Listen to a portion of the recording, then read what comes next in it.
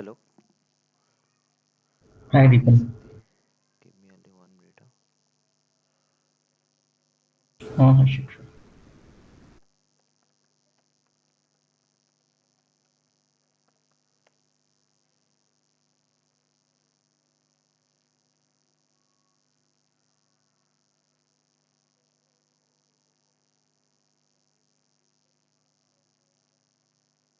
Okay. Hmm,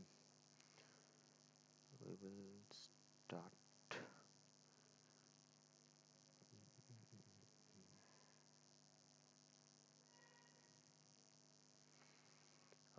मेरा screen दिख रहा है ना? या नहीं शेयर किया हमने? Okay. Not shared yet. Yeah.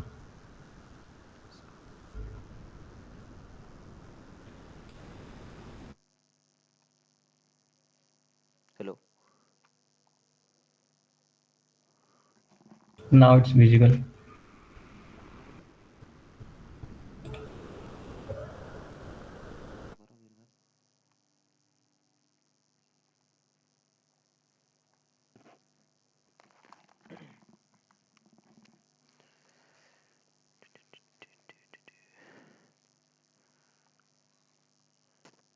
Okay, तो अभी दिख रहा है ना मेरा स्क्रीन? शक्ति. Yes, yes.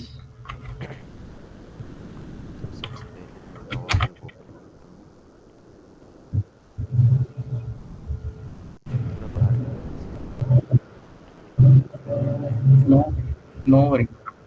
अच्छा शक्ति, मैं ये जो पढ़ा रहा हूँ तो ये तो ऐसे ही स्लोली स्लोली ही चलेगा, क्योंकि सारी चीज़ मैं कवर कर रहा हूँ, ठीक है ना? तो आप अलग से खुद से पढ़ाई करते हो ना, जैसे कि आपका प्रीवियस क्लास होता है, तो वो सारे भी एक बार मतलब जब टाइम मिले तो आप देखते हो, रिवाइज करते हो ना? हाँ हाँ, वो तो रिवाइज साथ साथ साथ चल ही रहा है, उसमें तो कोई दिक्कत है नहीं। ओके, क्योंकि ना ये देखो, हम जैसे पढ़ रहे हैं ना, इसमें मैं क्या करना चाहता हूँ कि सारी चीज़ों को कवर करना चाहता हूँ. ओके. तो अगर सारी चीज़ को कवर करेंगे तो थोड़ा तो टाइम तो लगेगा. ऑलराइट, और टाइम लगेगा तो जैसे भी राइट राइट। मतलब सारी चीज़ों को कवर करते हुए लगेगा. तो फिर अलग से आपको ऐसे ही आप तो जल्दी जल्दी जल्दी सब कुछ ज़रूरत है ना, यानी कि जल्दी इंटरव्यू दे सको, फिर प्रिपेयर होके रेडी होके जॉब के लिए अप्लाई कर सकते हो दूसरे दूसरे जगह पे, राइट? तो आप राइट अलग से भी धीरे राइट धीरे, राइट। बहुत सारे यूट्यूब्स हैं, यूट्यूब्स में वीडियोस हैं. बहुत सारे लोगों का है, तो आप किसी को भी एक बार ऐसे फॉलो करके आप अपने से भी ट्राई करते रहो, ठीक है? और मोस्ट ऑफ द केस पे जो इंटरव्यू क्वेश्चंस मैं बोल रहा हूँ. नहीं, वो तो दिक्कत कर। बोलो. हाँ हाँ, वो दिक्कत कर ही रहा हूँ, तभी तो मैं तुम्हारे वीडियो के ना, मतलब तुम्हारे चैनल के जो हाँ है हाँ. ना, I mean I have just search your channel. जब तक नहीं करता तो मेरे को क्या है ना कि मुझे एक या दो प्रोजेक्ट जो है ना, एक या दो project B it in SQL और जो है ना पावर बीआई का करवा दो, सो दैट कि मैं ना एक्चुअली इंटरव्यू में क्या है, वो रिसेंट प्रोजेक्ट पूछते हैं, व्हाट यू हैव डन, हम्म. मतलब on project, and that I have already told you, ठीक है? तो मेरे साथ यदि कोई ऐसा चैनल है जहाँ पे कि ये प्रोजेक्ट डिस्क्राइब कर सकते हैं, बोल सकते हैं डेटा प्रिपरेशन कैसे किया है, मतलब स्टार्टिंग में, ठीक है, एंड देन कैसे how how you have presented it, तो ये सबसे वहाँ पे चैलेंज हो रहा है, otherwise there is no issue. Correct. कल ही मुझे एचएसबीसी बैंक के लिए इंटरव्यू आया हुआ है, ऑल्ट्रिक्स डेवलपर का। Okay okay. हाँ, तो उसमें ऑल्ट्रिक्स डेवलपर और पाइथन चाहिए। तो साथ साथ पाइथन तो मुझे पता है, बट मैं अभी उसको रिवाइज नहीं किया हुआ है, तो अभी ऑल्ट्रिक्स तो ठीक है, मतलब ऑल्ट्रिक्स का तो इंटरव्यू कर सकता हूँ, लेकिन पाइथन का थोड़ा सा फिर से देखना पड़ेगा मुझे। तो वही है कि मैंने कोई ऑन मतलब इन हैंड मेरे पास कोई प्रोजेक्ट नहीं है, या जो मैं ना मतलब है सारे बिगिनर्स लेवल के ऑनलाइन ना, सारे बिगिनर्स लेवल के अवेलेबल हैं। If you are showing your experience more than 2 years ना, then you have to give some kind of information that कि आपको 2 साल का एक्सपीरियंस है, आपने कुछ ऐसे प्रोजेक्ट पे काम किया है, that is what I okay, want. तो सत्य, आज आज एक काम करते हैं, आज हम वो ऑफिस टाइम पे, यानी कि 9 to 6 के बीच पे सेकंड हाफ पे अगर ले लेते हैं.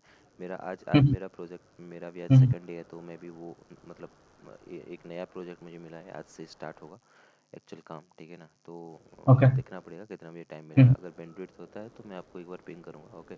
तो उसमें मेरा जो प्रीवियस प्रोजेक्ट है उसका अभी एक्सेस अभी तक वो लोग कैंसिल नहीं किए हैं। ओके, तो या फिर पीबीआईएक्स फाइल मेरे पास है, मैं हम्म, शेयर तो नहीं कर सकता हूँ बट उसको मैं आपको दिखा सकता हूँ, ठीक है, प्रेजेंट कर सकता हूँ कि उसमें कैसे किया गया है, एक्चुअल में कैसे काम किया गया है। एक रिपोर्ट के बारे में उसमें ही बता दूंगा, ठीक है, आधा घंटा लगेगा, मैं आपको एक्सप्लेन कर दूंगा। हाँ, उतना ही मोर देन एनफ है। हाँ, मोर देन एनफ है। उसको मैं क्या कहते हैं कि टैबल्यू के भी इंटरव्यू में कर सकता हूँ, हाँ हाँ हाँ। पावर बीआई के भी इंटरव्यू में यूज कर सकता हूँ, मतलब सब जगह कर ओके, सकता हूँ। वो एक रिपोर्ट जो है वो ना बेसिक रिपोर्ट है, उसमें कुछ भी नहीं है, और लेकिन उसमें मैं आपको डेटा मॉडलिंग पार्ट नहीं दिखा सकता, पावर क्वेरी पार्ट भी नहीं दिखा सकता क्योंकि मुझे एक्सेस है नहीं, ओनली रिपोर्ट दिखा सकता हूँ, ठीक है, देखते हैं। ओके।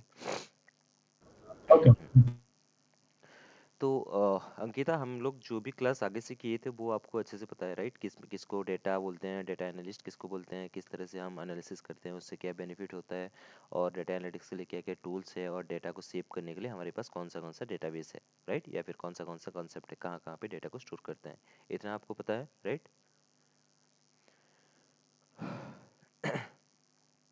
अंकिता, आप अनम्यूट करो और बोलो यस और नो। यस। तो बोलना चाहिए ना, आपको पूछा जा रहा है तो। ठीक ठीक है। तो अभी हम क्या करेंगे ना, अभी हम देखेंगे कि हम लोग का, जैसे मैं आपको बताया था, पावर बीआई का होल यूज़र इंटरफेस कैसे होता था, कैसे होता है, वो मैं आप लोगों को ऑलरेडी बता चुका हूँ। ओके, तो आज हम देखेंगे कि पावर बीआई में, और हम लास्ट क्लास में क्या पढ़े थे, पावर बीआई एक्चुअल में है क्या, और पावर बीआई का जो ओवरव्यू कहाँ कहाँ पे क्या क्या करते हैं, वो सारे कॉन्सेप्ट, ऐसे ओवरऑल कॉन्सेप्ट आपको दे दिया था। तो आज हम स्टार्ट करेंगे पावर बीआई में एक्चुअल में काम क्या करना है, कैसे करना है, और जो भी प्रोसेस है वो कैसे करना है, वो आज हम देखेंगे, ठीक है? तो ये मेरा पावर भी को एक बार ओपन होने दो। इतना टाइम क्यों लग रहा है?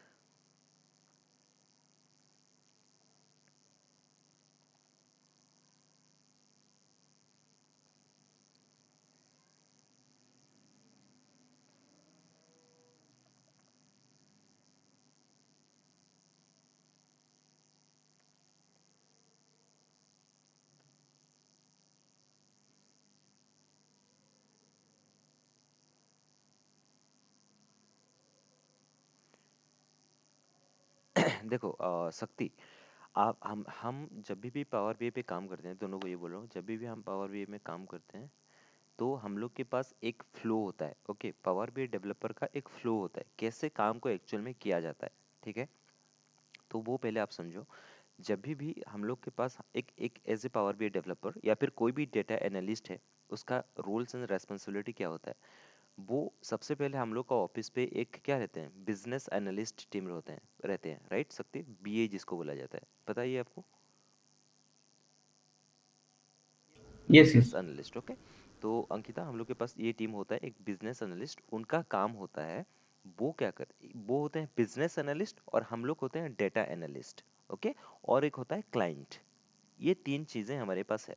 ओके, तो सबसे पहला जो है क्लाइंट, क्लाइंट क्या करेगा, वो साफ साफ बता देगा कि सपोज मैं जैसे उड़ीसा से हूँ, ठीक है, तो उड़ीसा गवर्नमेंट का मैं प्रोजेक्ट काम, मतलब उड़ीसा गवर्नमेंट का जो काम था, एक प्रोजेक्ट मैंने किया हुआ है उड़ीसा गवर्नमेंट का पॉपुलेशन रिलेटेड, ठीक है, उसके लिए हम डेटा एनालिसिस करते थे।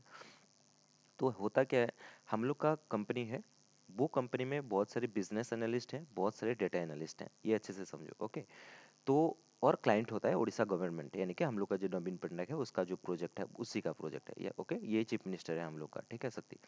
तो ये क्या करता है, उसका जो भी रिक्वायरमेंट होता है, गवर्नमेंट रिलेटेड कोई भी प्रोजेक्ट बनाना होता है, तो वो क्या करता है, सिंपल हम लोग का कंपनी का जो ओनर होता है, सीईओ होता है, उसके साथ कांटेक्ट करता है और उसको बोलता है कि मुझे, मेरे पास मतलब मुझे इस तरह का एक रिपोर्ट चाहिए, ये मेरा रिक्वायरमेंट है, मेरा एक ऐसा रिक्वायरमेंट है, तो आपका टीम से कोई किसी को भेजो आपकी कंपनी से, ताकि वो हमारे पास आए और हमारा जो रिक्वायरमेंट है उसको वो समझ सके, ठीक है?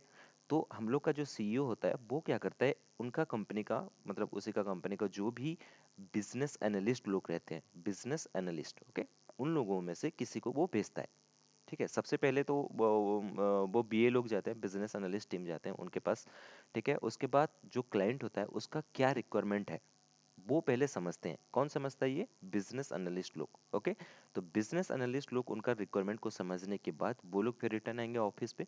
ऑफिस में आने के बाद सारी चीजें, जितने भी चीजें हैं, वो सारे एक्सप्लेन करेंगे किसको? सीईओ को।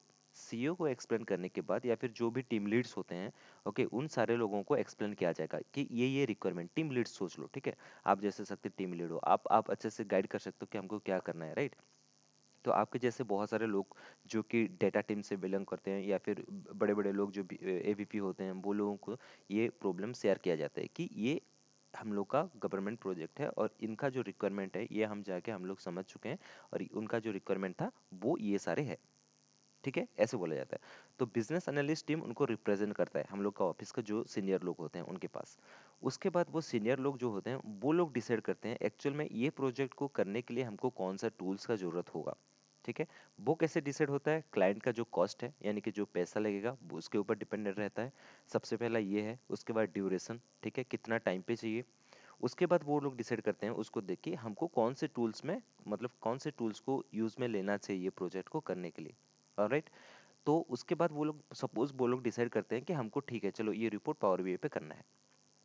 उसके बाद क्या होगा, जो बीए टीम होता है, बिजनेस एनालिस्ट टीम जो भी रिक्वायरमेंट क्लाइंट से समझ के आया होता है, वो सारे चीजें किसको समझाता है, पावर बीआई डेवलपर का जो सीनियर मोस्ट लीडर्स रहते हैं उन लोगों को बताया जाता है कि ये हम लोग के पास रिक्वायरमेंट है और इसको हमको पावर बीआई पे करना है, ठीक है।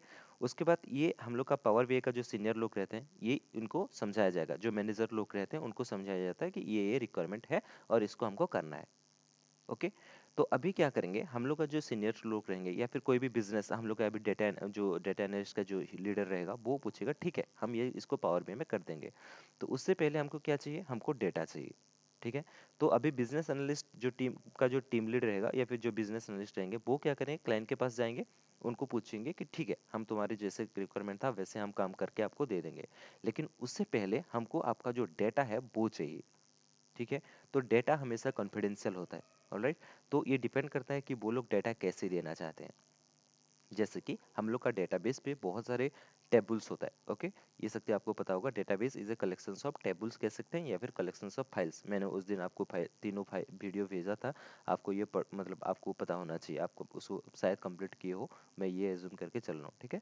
तो हम लोग का जितना भी डेटा रहता है एक टेबल, एक डेटाबेस के अंदर टेबल फॉर्मेट पे रहता है। तो अगर क्लाइंट देना चाहता है उसका डेटा, सपोज क्लाइंट का भी जो डेटा है वो डेटाबेस पे है, SQL सर्वर पे है, ओके।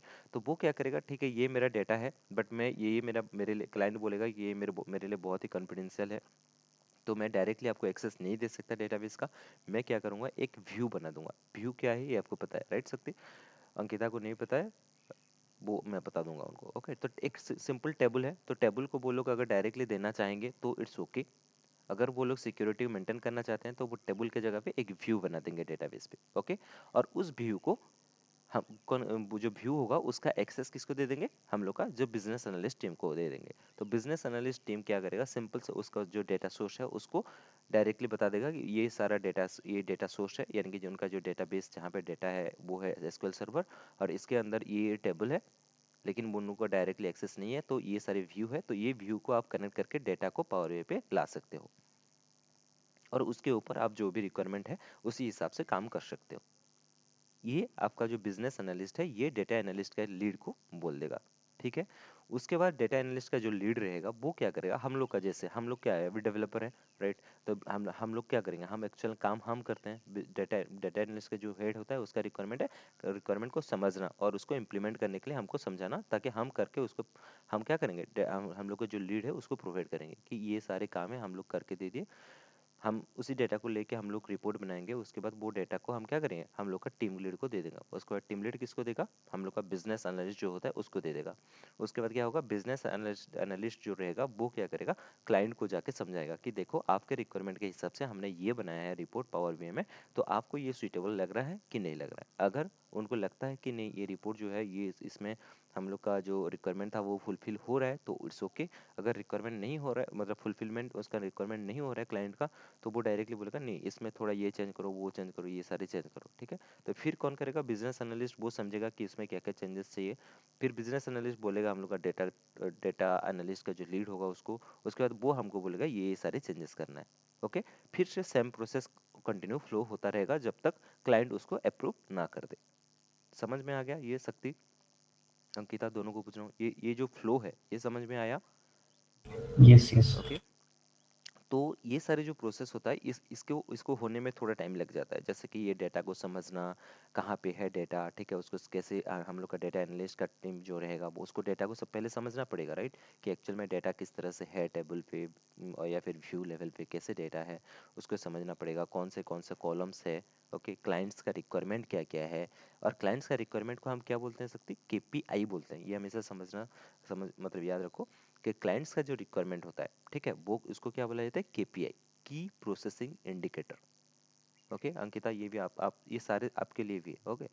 केपीआई मतलब होता है क्लाइंट्स का जैसे रिक्वायरमेंट होता है उसको की प्रोसेसिंग इंडिकेटर बोला जाता है। जैसे कि मैं सोच ये बोल रहा हूँ, सपोज मैं उड़ीसा गवर्नमेंट का एक माइनिंग का प्रोजेक्ट कर रहा हूँ, ठीक है, उड़ीसा गवर्नमेंट का माइनिंग प्रोजेक्ट, माइनिंग मतलब जो कोयला रहता है, जितना भी हम लोग का सेम लोहा पत्थर रहता है, ये सब रहता है ना, तो ये सारी चीज़ें ये माइनिंग रिलेटेड है, ओके। तो ये सारी चीज़ें का मैं इसका एक प्रोजेक्ट था उड़ीसा गवर्नमेंट का, मैं वो करता था, ठीक है।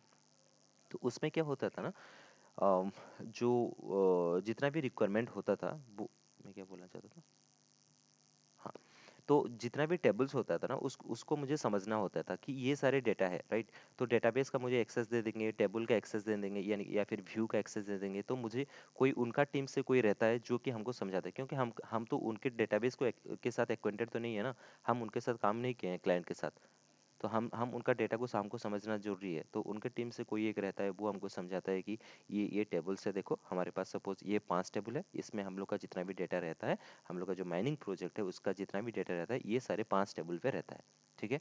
और ये पांचों टेबल का आपको हम एक्सेस दे दिए हैं, तो ये 5 टेबल को आप देख लो एक बार, उसके बाद हमको क्वेश्चंस पूछो अगर कोई प्रॉब्लम हो या ना हो। तो अगर प्रॉब्लम हो रहा है मुझे समझने में, तो मैं डायरेक्टली उनको पूछता हूँ कि ठीक है, ये जो टेबल है इसमें डेटा जो है ये जो कहाँ कहाँ से आता है, ठीक है, ये टेबल पे ये सारे व्यू पे डेटा कैसा रहता है, ठीक है। और उसके बाद इस पर्टिकुलर टेबल पे मैं उनको ये सारे क्वेश्चंस पूछता हूँ, और ये आपको एज ए डेटा एनालिस्ट आपको भी पूछना पड़ेगा, ठीक है। ये टेबल पे ये जो कॉलम्स हैं, इनमें से प्राइमरी की कौन सा है, फॉरेन की कौन सा है, ठीक है, ये बेसिक लेवल, ये प्राइमरी की फॉरेन की अंकिता को नहीं पता होगा, शक्ति को पता है, ओके। तो प्राइमरी की कौन सा है, इस टेबल पे फॉरेन की कौन सा है, ये डेटा सब कहाँ से आ रहा है, राइट। ये सारे कैसे इन टेबल्स, जो 5 टेबल्स हैं उनके साथ कैसे एक दूसरे के साथ रिलेशनशिप है, यानी कि प्राइमरी की फॉरेन की कॉन्सेप्ट कैसा है, ये सारी चीज़ें आपको उनका जो क्लाइंट का जो टीम में जो रहता है, जो जिस यानी कि जो पावर डेटाबेस पे काम करता है, उसको आपको पूछना पड़ेगा, ठीक है। उसके बाद ही आप समझ सकते हो कि उनका डेटा क्या है एक्चुअल में, ठीक है सकरी। तो आप अभी अभी तक क्या किए हैं, डेटा को ऑलरेडी समझ चुके हैं, ठीक है, उनके कहाँ कहाँ पे डेटाबेस पे कहाँ कहाँ पे डेटा रहता है, और उस डेटा में किस तरह का उसका जो रिलेशनशिप है उन टेबल से आने का, वो कैसा है वो आपको पता है। ओके, समझ में आया इतना? Hello Shakti, am I audible? Yes, yes. I'm giving thumbs up to everything. Yeah. ठीक है, ओके, वो मैं नहीं दिख रहा था, ठीक है। तो वो सारे हैं हम लोग का काम। तो हम जब डेटा को समझ जाएंगे उसके बाद हम लोग का नेक्स्ट प्रोसेस स्टार्ट होता है, वो कहाँ पे, पावर बीआई पे, ठीक है। तो सपोज मेरे पास यहाँ पे मैं आपको कुछ भी एक डेटा दिखाता हूँ, ठीक है। पुट कहाँ है, data data data, data source, query query query query query zip zip zip, data set, इसमें नहीं, इसमें, ठीक है। तो अंकिता ये सोच लो, सपोज हम लोग का जो क्लाइंट है, ठीक है, हम लोग का जो क्लाइंट है, अभी तक जितना हुआ वो भूल जाओ, अभी यहाँ से स्टार्ट करो। सपोज हम लोग को क्लाइंट क्या करेगा, उसका जो डेटा है वो सिंपल सिक्वल को छोड़ो, सिंपल एक एक्सेल फाइल पे आपको देगा, ठीक है। यहाँ पे जैसे कि देख पा रहे हो, मेरा ये एक एक्सेल फाइल है, ओके, और ये एक्सेल फाइल किस में बेस्ड है, फॉर एग्जांपल जैसे हम लोग का फ्लिपकार्ट होता है, अमेजन होता है, वैसे ही है, ओके। तो सोच लो कि ये फ्लिपकार्ट का डेटा है, ऑलराइट। तो इसको मैं रीनेम कर देता हूँ,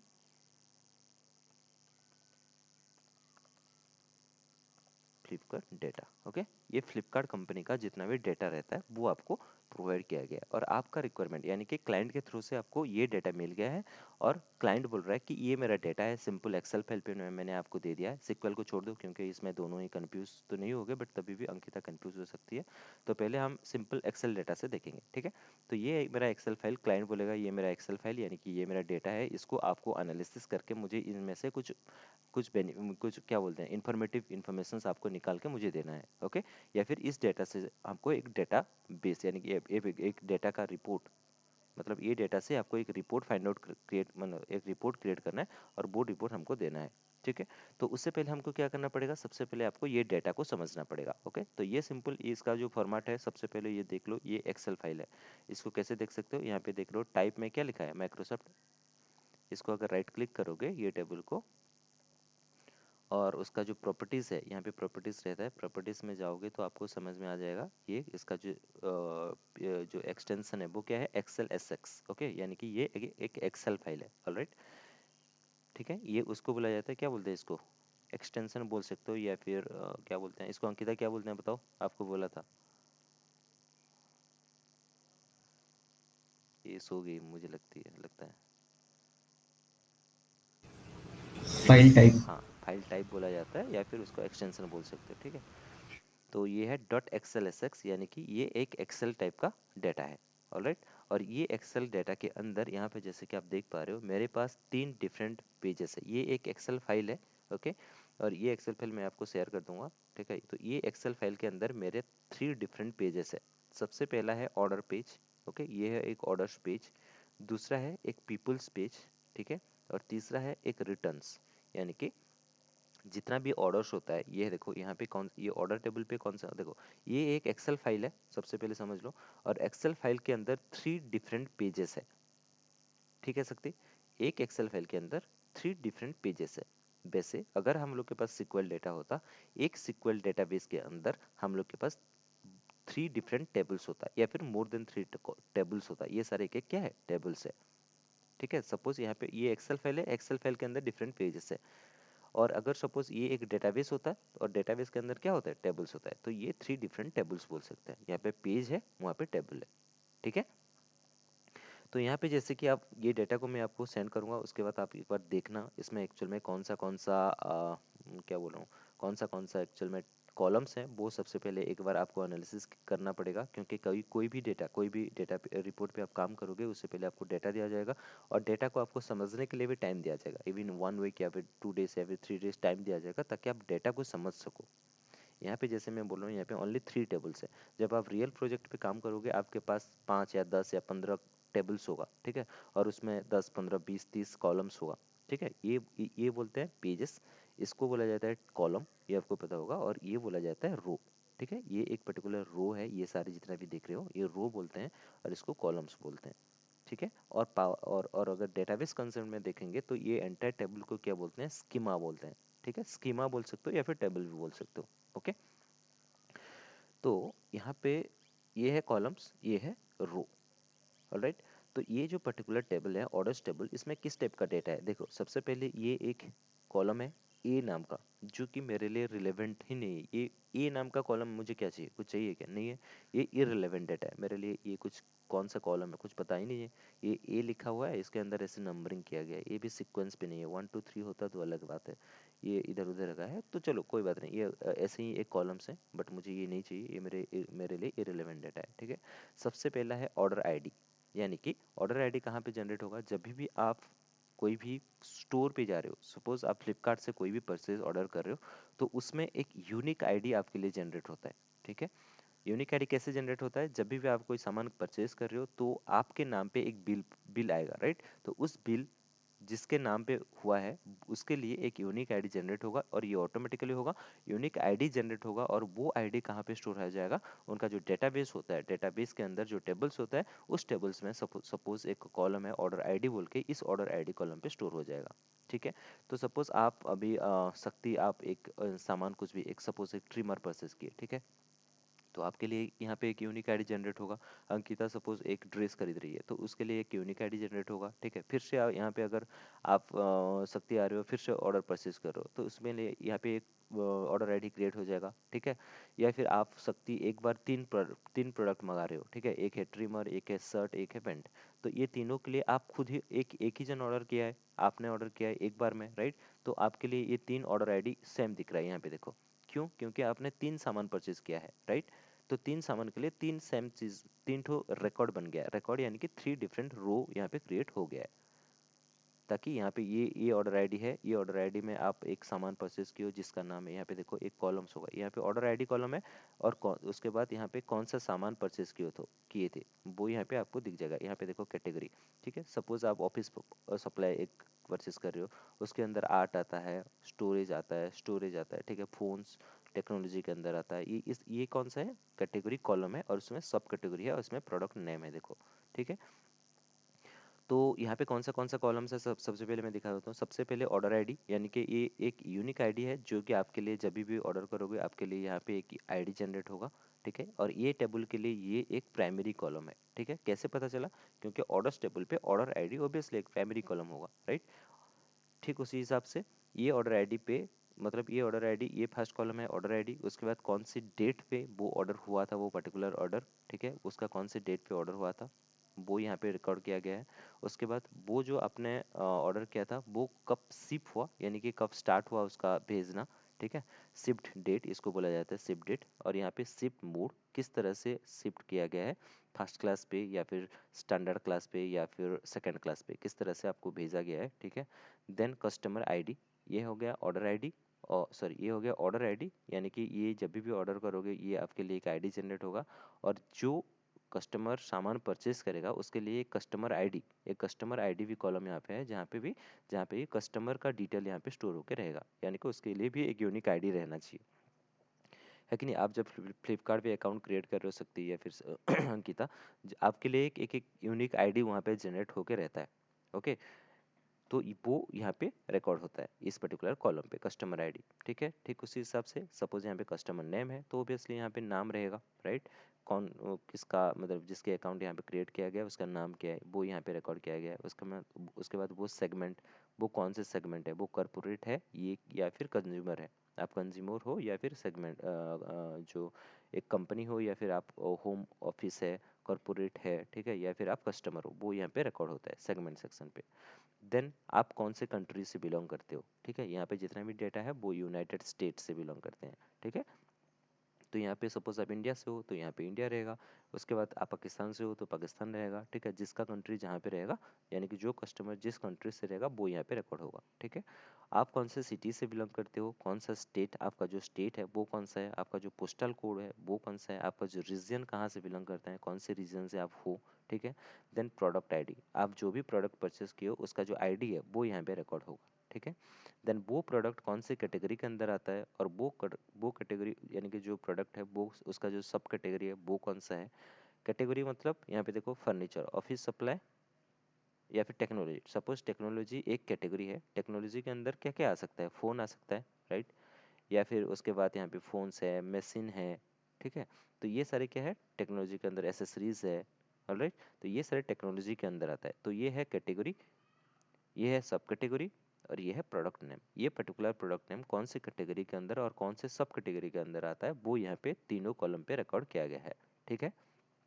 देन यहाँ पे सेल्स, कितना क्वांटिटी पे वो अमाउंट सेल्स हुआ है, 48.712 लाख है सपोज ये, ठीक है। ये ऐसे लिखा गया है, सपोज ये लाख्स पे है, ठीक है। तो उसी क्वांटिटी पे या फिर इतना इसी अमाउंट पे सेल किया गया है वो सारे सामान, ठीक है। ये सेल्स का प्राइस है, ठीक है।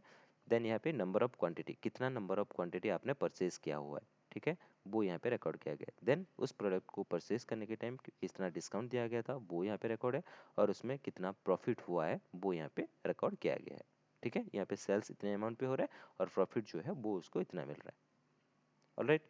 तो ये सारे क्या करते हैं, ये इस तरह का टेबल्स होते हैं। ये आप जैसे एक्सेल पे देख रहे हो डेटा टेबल्स, मतलब ये एक्सेल फाइल पे जैसे टेबल्स देख रहे हो इसको बोला जाता है, यानी कि ये पूरा है एक टेबल, ओके। और इस टेबल पे है ये एक पर्टिकुलर क्या है कॉलम्स है, और ये पर्टिकुलर चीज़ें क्या है रिकॉर्ड्स हैं या फिर हम रो कह सकते हैं, राइट। तो जब भी आप कोई कहीं पे भी डेटा स्टोर करते हैं, यानी कि जब भी कोई वेबसाइट से डेटा आ रहा है, यानी कि हम डेटा को कभी भी डेटाबेस के अंदर या फिर एक्सेल के अंदर या फिर सीएसवी के अंदर कहीं पे भी डेटा रखते हैं, तो हमेशा से ये एक एक्सेल फॉर्मेट, मतलब एक एक टेबल फॉर्मेट पे रहता है। ठीक है, यहाँ पे जैसे कि आप देख पा रहे हो ये एक टेबल फॉर्मेट पे है। तो इस तरह से आपका जो डेटा है वो हमेशा से स्टोर होकर रखा जाता है। ठीक है, या फिर ये तो एक मतलब हमेशा से टेबल्स फॉर्मेट पे रहता है, या फिर हमको टेबल्स फॉर्मेट में उसको कन्वर्ट करना पड़ता है। कभी कभी क्या होता है, सीएसवी फाइल, जो सीएसवी फाइल होता है उसमें सीएसवी मतलब क्या है, कॉमा सेपरेटेड फाइल। ठीक है, मैं आपको दिखाता हूँ सीएसवी फाइल कैसे होता है। ठीक है, सीएसवी फाइल, देखो ये है सीएसवी फाइल का है, हाँ ये देख रहे हो, ये देख रहे हो राइट, शक्ति। तो ये है मेरा सीएसवी फाइल। देखो यहाँ पे एक्सटेंशन पे लिखा गया, ऊपर में लिखा गया है कौन सा, डॉट सीएसवी फाइल लिखा गया है कि नहीं, अंकिता देख पा रहे हो कि नहीं? Yes yes. ये अंकिता है कि नहीं? हाँ। ठीक है, तो यहाँ पे जैसे कि आप देख रहे हो यहाँ पे सीएसवी फाइल है, यानी कि ये इस तरह से हम लोग का जो एक्सेल फाइल मैंने आपको जैसे दिखाया कि वो टेबल फॉर्मेट पे रहता है। ठीक है, और सिक्वल फाइल पे, सिक्वल में भी हम डेटाबेस में भी जब डेटा को रखते हैं वो भी ऐसे टेबल फॉर्मेट पे रहता है। ठीक है, बट सीएसवी फाइल हमेशा से कैसे रहता है, ऐसे कॉमा सेपरेटेड, सी मतलब यहाँ पे जो जो लिखा है लास्ट में एक्सटेंशन सीएसवी फाइल, राइट। तो सी मतलब कॉमा, एस मतलब सेपरेटेड, वी मतलब कॉमा सेपरेटेड वैल्यू। ठीक है, यानी कि कॉमा सेपरेटेड फॉर्मेट पे रहता है। यहाँ पे हर एक एक वर्ड के बीच में एक एक कॉमा लगा हुआ है कि नहीं? तो इसलिए इसको बोला जाता है कॉमा सेपरेटेड फाइल, यानी कि सीएसवी फाइल। ऑलराइट, तो ये जब भी आपको आपको डेटा क्लाइंट किस तरह से देता है वो उसके ऊपर डिपेंडेड है। वो आइदर सिक्वल पे देगा तो ऑब्वियसली डेटा एक टेबल फॉर्मेट पे रहेगा। अगर आपको वो सिक्वल पे नहीं देता है, एक्सेल पे देता है, तभी भी डेटा कहाँ पे रहेगा, टेबल फॉर्मेट पे रहेगा। बट कभी कभी क्या होता है ना, क्लाइंट हमेशा सीएसवी फाइल पे देता है, इस तरह से डेटा देता है। ठीक है, तो आपका काम है कि जब भी सीएसवी फाइल है पावर बीआई पे, चलो आपको कुछ करने का जरूरत नहीं, डायरेक्टली सीएसवी फाइल को इंपोर्ट करोगे तो ऑटोमेटिकली वो आपको क्या टेबल फॉर्मेट पे डेटा दिखा देगा। ठीक है, बट कभी कभी एक डेटा एनालिस्ट, कभी कभी मैं बोल रहा हूँ डेटा एनालिस्ट का काम होता है जब भी डेटा अनस्ट्रक्चर्ड फॉर्मेट पे रहता है, जब भी डेटा अनस्ट्रक्चर्ड फॉर्मेट पे रहता है, जैसे कि मैं यहाँ पे बोल रहा हूँ सीएसवी, ये एक अनस्ट्रक्चर्ड फॉर्मेट पे है, एक स्ट्रक्चर्ड फॉर्मेट पे नहीं है। स्ट्रक्चर्ड फॉर्मेट मतलब जब भी डेटा आपका टेबल्स फॉर्मेट पे रहता है उसको हम बोलते हैं, जिसमें रो एंड कॉलम्स होता है उसको बोलते हैं हम एक, क्या बोलते हैं उसको, स्ट्रक्चर्ड फॉर्मेट पे डेटा स्टोर है ये बोलेंगे। बट अगर डेटा टेबल फॉर्मेट पे यानी कि रो एंड कॉलम फॉर्मेट पे नहीं है तो हम उसको अनस्ट्रक्चर्ड फॉर्मेट पे डेटा है ये बोलेंगे। ठीक है, तो डेटा एनालिस्ट लोगों का काम हमेशा स्ट्रक्चर डेटा पे काम करना नहीं होता है, अनस्ट्रक्चर डेटा पे भी काम करना पड़ता है। तो जब भी आपके पास अनस्ट्रक्चर डेटा है तो आपको वो अनस्ट्रक्चर डेटा को स्ट्रक्चर फॉर्मेट में क्रिएट करना पड़ेगा। Okay, but as a power BI developer आपको डेटा को अनस्ट्रक्चर अगर होगा तो उसको स्ट्रक्चर करने का जरूरत नहीं है। आप अगर चाहो तो डायरेक्टली सीएसवी फाइल को अगर पावर बीआई में इंपोर्ट करोगे तो ऑटोमेटिकली वो एक टेबल फॉर्मेट पे आपको, जैसे एक्सेल पे डेटा देख रहे थे वैसे ही आ जाएगा। ऑलराइट, या फिर हम लोग के पास बहुत सारे तरीका होता है जिसके थ्रू से आप सीएसवी फाइल को एक्सेल फाइल में कन्वर्ट कर सकते हो डायरेक्टली। ऑनलाइन टूल्स बहुत सारे हैं मार्केट पे, राइट। तो इस तरह से हम क्या कर सकते हैं, अनस्ट्रक्चर डेटा, यानी कि अनस्ट्रक्चर डेटा को हमको स्ट्रक्चर डेटा पे पहले क्रिएट करना पड़ेगा। आप जब अभी डेटा एनालिस्ट हो, इन फ्यूचर डेटा साइंटिस्ट बनोगे, तभी आपको भी उस टाइम पे भी आपको अनस्ट्रक्चर डेटा हमेशा से एक्सपेक्ट करना। क्लाइंट का जो डेटा रहता है वो अनस्ट्रक्चर फॉर्मेट पे रहता है और अनक्लीन फॉर्मेट पे रहता है। ठीक है, दो चीज, एक है अनस्ट्रक्चर, तो अगर वो कॉलम्स जो है वो अनस्ट्रक्चर है आपको स्ट्रक्चर करना पड़ेगा, और उनका जो डेटा सपोज वो अनक्लीन फॉर्मेट पे रहता है उसको क्लीन करना पड़ेगा। तो डेटा एनालिस्ट का काम होता है डेटा को एनालिसिस करने से पहले उसका जो डेटा है उसको समझना, उस डेटा पे अगर वो डेटा यदि अगर अनस्ट्रक्चर फॉर्मेट पे है तो उसको स्ट्रक्चर फॉर्मेट पे लाना, और वो डेटा अगर अनक्लीन फॉर्मेट पे है तो उसको क्लीन फॉर्मेट में क्रिएट करना, यानी कि क्लीनिंग प्रोसेस अप्लाई करके उसमें उसको वो डेटा को क्लीन करना सबसे पहला काम है। ठीक है, क्योंकि अगर हम अनस्ट्रक्चर या फिर अनक्लीन डेटा के ऊपर डेटा को एनालिसिस करेंगे तो हम लोग का जो रिपोर्ट यानी कि जो आउटपुट मिलेगा हमको, वो हमेशा से गलत आउटपुट देगा। अगर रिपोर्ट गलत दिखाएगा तो जो मैनेजरियल लोग होंगे वो जब डिसीजंस लेंगे, आपको डेटा एनालिस्ट का जो आउटपुट होता है ना उस, या फिर डेटा साइंटिस्ट का जो आउटपुट होता है उसको ही फाइनल डिसीजन लेके मान के वो मैनेजर लोग क्या करते हैं उसको उसके ऊपर डिसीजंस लेते हैं कि उनका बिजनेस में कैसे उनका बिजनेस को कैसे ग्रोथ करना है। कैसे ग्रो करना है, ठीक है। अगर आपका डेटा एनालिसिस, एक डेटा एनालिस्ट या फिर डेटा साइंटिस्ट अगर गलत इन्फॉर्मेशन देगा मैनेजर लोगों को, तो वो अगर गलत इन्फॉर्मेशंस को लेके अगर डिसीजंस लेंगे तो ऑब्वियसली उनका जो आउटपुट होगा, जो रिजल्ट होगा, वो खराब ही रहेगा, राइट। सपोज जैसे कि आप सपोज एक डेटा एनालिस्ट हो और आपने एक फ्लिपकार्ट का डेटा एनालिसिस कर रहे हो, ठीक है। तो फ्लिपकार्ट में आप दे रहे हो कि विंटर सीजन पे वो पतला वाला जो शर्ट होता है ना, उसका सेल सबसे ज्यादा है, ये आप दिखा रहे हो एनालिसिस में। आउटपुट अगर ऐसा ऐसे दिख रहा है कि विंटर सीजन पे वो पतला वाला जो कपड़ा होता है उस टाइप का शर्ट सबसे ज्यादा सेल हो रहा है, तो ये तो गलत हो गया ना। तो अगर उसको लेके उसको लेके अगर फ्लिपकार्ट वाले डिसीजंस लेंगे, तो विंटर सीजन पे वो लोग सबसे ज्यादा प्रोडक्ट कौन सा बनाएंगे, जो या फिर सबसे ज्यादा प्रोडक्ट उनका स्टोर पे कौन सा रखेंगे, वो पतला वाला कपड़ा। लेकिन ये तो गलत है। विंटर सीजन पे हमेशा सब लोग क्या चाहते हैं, विंटर सीजन पे उनका स्टोर पे हमेशा जो लोगों का रिक्वायरमेंट होता है वो कौन सा है, ऑब्वियसली स्वेटर टाइप का कपड़ा, जो हम लोग का क्या बोलते हैं, मोटा टाइप का कपड़ा रहेगा। तो अगर उस टाइप का, वुलन हेलो, वुलन हाँ क्लोथ। राइट, वुलन क्लोथ, उसका रिक्वायरमेंट ज़्यादा रहता है, राइट, विंटर सीजन पे, करेक्ट। तो अगर आप डेटा एनालिसिस करके दे रहे हो, ऐसे एनालिसिस कर रहे हो, रॉन्ग डेटा के ऊपर एनालिसिस कर रहे हो, यानी कि ऑन क्लीन डेटा के ऊपर एनालिसिस कर रहे हो, और आउटपुट पे वही दे रहे हो कि ये हम लोग का ये विंटर सीजन पे सबसे ज़्यादा सेल हो रहा है, तो ये तो मतलब उनका बिजनेस को ढप कर कर जाएगा ना। अगर ये इसको अगर डिसीजंस लेंगे तो वो, तो उनका सेल ही नहीं होगा, सेल ही नहीं होगा तो प्रॉफिट ही नहीं मिलेगा, और सामान स्टॉक रह जाएगा, और उनका सेल नहीं रहेगा तो बिजनेस का ग्रोथ भी रुक जाएगा। तो हमेशा से डेटा एनालिस्ट और डेटा साइंटिस्ट लोगों का रेस्पॉन्सिबिलिटी ये रहता है कि हमेशा से डेटा को क्लीन करना और उसको स्ट्रक्चर प्रोवाइड करना, और उस क्लीन डेटा के ऊपर डेटा को एनालिसिस करना, ठीक है। अगर क्लीन डेटा के ऊपर डेटा एनालिसिस करोगे तभी जाके जो आउटपुट है वो एक बिजनेस के लिए बेनिफिट हो सकता है।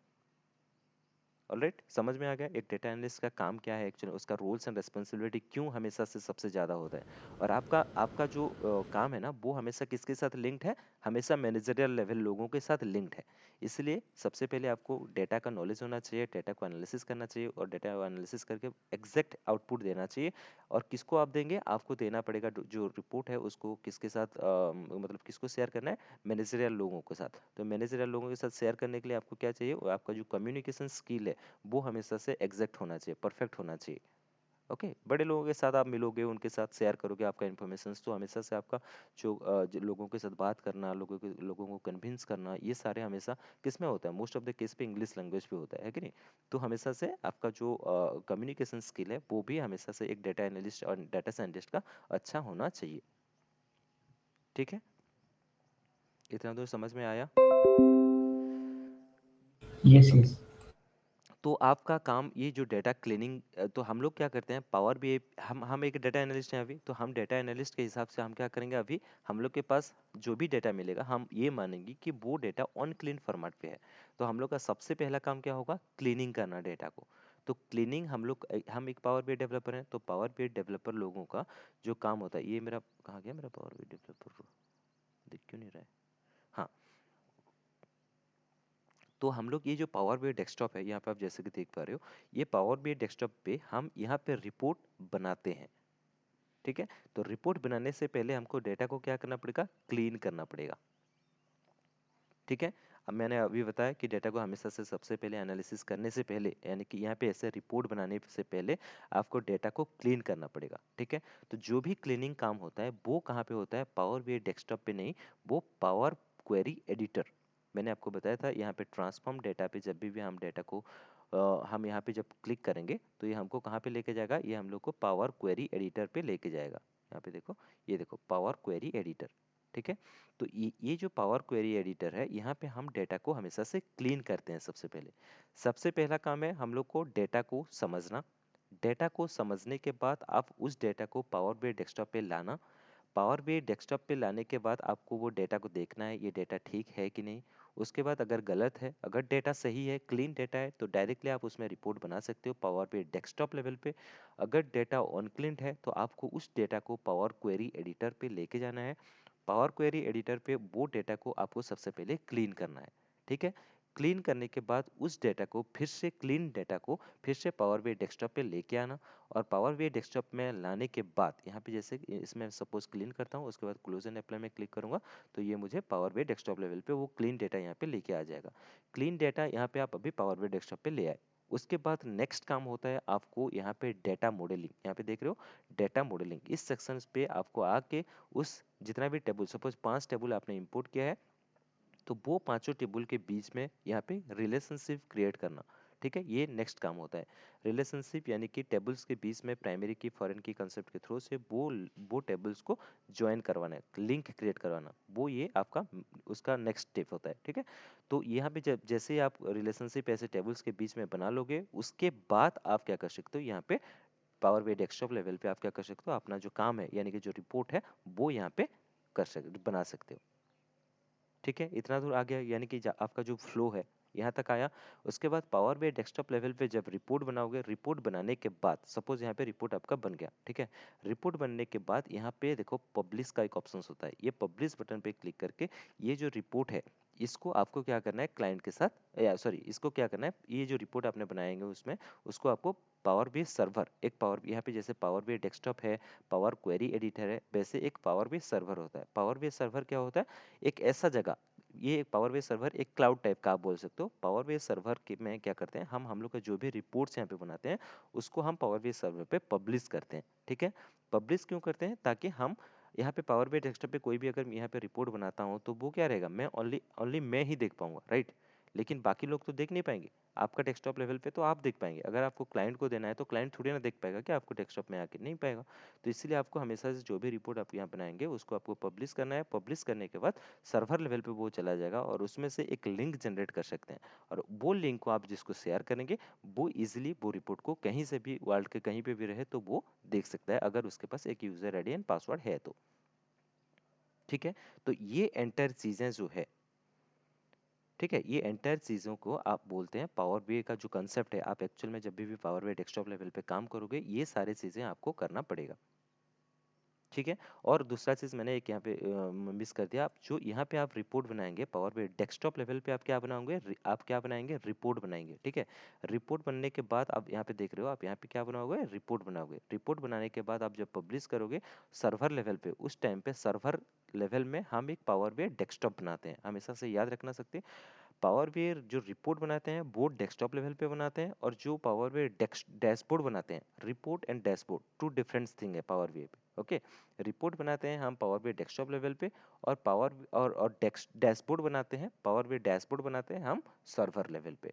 कैसे करेंगे वो मैं आपको बताऊंगा धीरे धीरे जब हम लास्ट कॉन्सेप्ट पे आएंगे तभी। ओके, तो हमेशा से ये चीज़ याद रखना, रिपोर्ट जो होता है पावर बीआई डेस्कटॉप लेवल पे रहता है, और जो डैशबोर्ड रहता है हम पावर बीआई में कहाँ पे बनाते हैं, सर्वर लेवल पे बनाते हैं। समझ में आया इतना दूर? शक्ति, यस यस। अंकिता, ये हमेशा से सो क्यों जाती है मुझे नहीं पता। यस। सो रहे हो क्या कर रहे हो? ठीक है, ठीक है, हेलो। ओके, तो इतना दूर आ गया, तो इतने में शक्ति आपको इंटरव्यू पे जब जाओगे इसमें से आपको दो तीन क्वेश्चंस मिल जाएंगे। सबसे पहला क्वेश्चंस ये आपको मिलेगा कि आप पावर पे डेस्कटॉप पे मुझे फ्लो बताइए, आप एक्चुअल में what you are doing in in daily basis, what exactly you do in power पे desktop, in power B, as I mean ऐसे पूछा जाएगा कि what exactly you are do on daily basis as a power B developer. ठीक है, आप एक power B developer हो तो पावर बी डेवलपर के हिसाब से आपका जो डेली रूटीन्स होता है वो क्या है। ये क्वेश्चन हमेशा से आप डेफिनेटली आप ये क्वेश्चन आपको मिलेगा, आप एक्सपीरियंस हो, फ्रेशर्स हो, और एंट्री लेवल पे हो, कहीं पे भी हो, आपको ये क्वेश्चन हमेशा से मिलेगा। ठीक है, तो आपको आप अभी अभी काम नहीं किए हो तभी भी आप उसको बता सकते हो, है कि नहीं। आपका आंसर क्या रहेगा, मेरा रिक्वायरमेंट ये होता है कि जो भी क्लाइंट्स का रिक्वायरमेंट है उसको सबसे पहले मैं समझता हूँ। क्लाइंट्स का जो रिक्वायरमेंट होता है उसको समझने के बाद उस डेटा को मैं देखता हूँ वो उसका डेटा सोर्स कहाँ है, उस डेटा पे कैसे कैसे डेटा जो जो भी टेबल्स फॉर्मेट पे रहता है या फिर जिस फॉर्मेट पे रहता है उसका जो डेटा है उसको समझने के बाद जहाँ जहाँ पे वो टेबल्स कैसे एक दूसरे के साथ रिलेटेड हैं वो सारे समझता हूँ।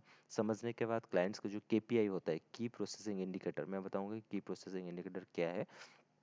तो जो केपीआई है वो कैसा होता, क्या क्या केपीआई है, क्या उनका रिक्वायरमेंट क्या है उसको समझता हूँ, और उसी रिक्वायरमेंट के हिसाब से उनको उनका जो डेटा है उसको इंपोर्ट करता हूँ पावर बी डेस्कटॉप लेवल पे। डेस्कटॉप में इंपोर्ट करने के बाद अगर वो डेटा को मैं देखने के बाद अब मुझे लगता है वो अनक्लीन्ड है, तो उसको मैं पावर क्वेरी एडिटर पे लेके जाता हूँ। उसमें मैं पावर क्वेरी एडिटर पे वो डेटा को मैं क्लीन करता हूँ। क्लीन करने के बाद मैं पावर बी डेस्कटॉप में उस डेटा को लेके आता हूँ। उसके बाद उसके ऊपर मैं डेटा मॉडलिंग का काम करता हूँ। डेटा मॉडलिंग में क्या करता हूँ, उन टेबल्स सारे का रिलेशनशिप क्रिएट करता हूँ।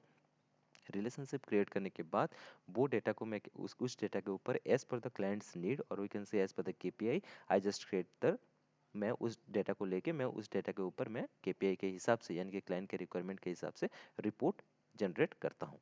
और रिपोर्ट जनरेट करने के बाद उस रिपोर्ट को मैं सर्वर पे पब्लिश करता हूँ। और पब्लिश करने के बाद उसमें जो भी लिंक जनरेट होता है या फिर डिफरेंट डिफरेंट एक्टिविटी होता है उसमें, जैसे मैं बोल रहा था कि उसमें different different activity like incremental refreshing होता है, ठीक है, उसके बाद जो शेड्यूलर होता है वो सारे मैं इंप्लीमेंट करता हूँ। और वो सारे कंसेप्ट इंप्लीमेंट करने के बाद उसमें जो एक लिंक जनरेट होता है, रिपोर्ट का एक लिंक जनरेट करता हूँ, और वो लिंक को मैं क्लाइंट के साथ शेयर करता हूँ।